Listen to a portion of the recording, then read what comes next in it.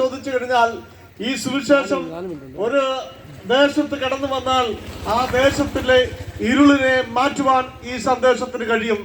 മറിച്ച് ഈ സന്ദേശം ഒരു വ്യക്തിയുടെ ജീവിതത്തിനകത്ത് കടന്നു വന്നാൽ ആ വ്യക്തിയെ ഒരു പുതിയ മനുഷ്യനാക്കി തീർക്കുവാൻ ഈ സന്ദേശത്തിന് കഴിയും. കാരണം നിരവധി കുറ്റവാളികൾ ഈ സന്ദേശത്തിന് മുന്നിൽ മാനസാന്തരപ്പെട്ടതായിട്ട് നമുക്ക് കാണാൻ കഴിയുന്നു.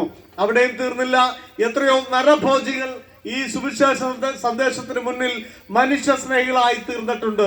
എന്നെ കേൾക്കുന്ന പ്രിയപ്പെട്ടവരെ, സുവിശേഷം എന്നാൽ കർത്താവായ യേശുക്രിസ്തുവിനെ പറ്റിയുള്ള സന്ദേശമാണ് സുവിശേഷ സന്ദേശം.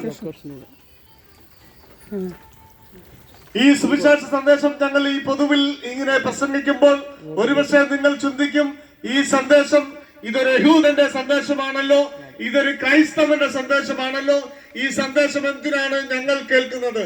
എന്നെ കേൾക്കുന്ന പ്രിയപ്പെട്ടവരെ, കർത്താവായ യേശുക്രിസ്തു ഈ ഭൂമിയിൽ ഒരു മതം സ്ഥാപിച്ചിട്ടില്ല.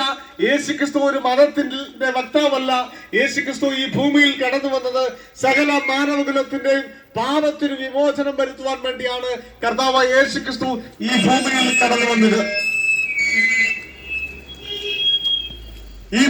കടന്നു വന്നത്.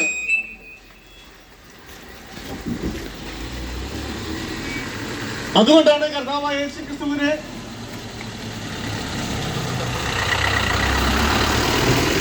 ലോകരക്ഷിതാവെന്നും ലോകത്തിന്റെ വെളിച്ചമെന്നും ഒക്കെ കർത്താവായ യേശുക്രിസ്തുവിനെ വിശുദ്ധ ബൈബിൾ വിളിക്കുന്നത് അതുകൊണ്ടാണ്. എന്നെ കേൾക്കുന്ന പ്രിയരെ,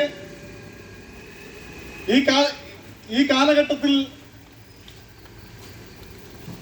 ഒരു മനുഷ്യനെ ഒരു പുതിയ വ്യക്തിയാക്കി തീർക്കുവാൻ പറ്റിയ ഒരേ ഒരു സന്ദേശം അതെന്താണെന്ന് ചോദിച്ചു കഴിഞ്ഞാൽ അത് ഈ സുവിശേഷ സന്ദേശം മാത്രമാണ്. എന്നെ കേൾക്കുന്ന പ്രിയപ്പെട്ടവരെ, കർത്താവായ യേശുക്രിസ്തുവിന്റെ ജനനത്തോടുള്ള ബന്ധത്തിൽ നമുക്ക് കാണാൻ കഴിയുന്നത് എങ്ങനെയാണ്? ആടുകളെ മേയ്ക്കുന്നതായിട്ടുള്ള ആട്ടിടയന്മാരോട് ദൈവത്തിന്റെ ദൂതൻ കടന്നു വന്നിട്ട് ഇങ്ങനെ പറയുന്നു: അത്യുന്നതങ്ങളിൽ ദൈവത്തിന് മഹത്വം, ഭൂമിയിൽ ദൈവപ്രസാദമുള്ള മനുഷ്യർക്ക് സമാധാനം, സർവ്വജനത്തിനും ഉണ്ടാകാവുന്ന മഹാസന്തോഷം